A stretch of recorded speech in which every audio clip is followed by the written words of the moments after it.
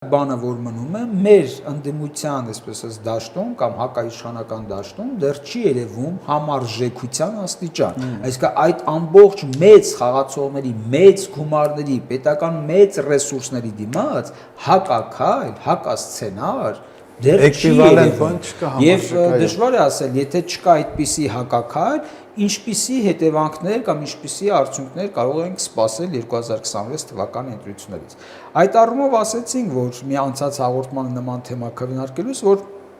շատ են կարևորում հասարակական դաշինքների ձևավորումը նաև, որտեղ մենք տեսանք, որ քաղաքական կուսակցությունները կամ քաղաքական լիդերները կան, որքան կան, այնքան ձայն են տանում, որքան տանում են, եւ այն մնացած ժողովուրդը, որը չի գնում այդ քաղաքական կուսակցությունների կամ քաղաքական լիդերների հետևով, այդ մեծ հսկայական շատ ավելի մեծ զանգվածը, որը մեծ այսպես ընտրություններին 50 գրեթե 50% է կազմում, չի մասնակցում եւ եթե չի մասնակցում, հետեւաբար արդյունքների վրա ազդեցությունն էլ չի ունենալու, հետեւաբար մեծանալու է իշխանությունների եւ իշխանական լծակների կողմից մանիպուլյացիաների արդյունքում իրենց ցանկալի արդյունքները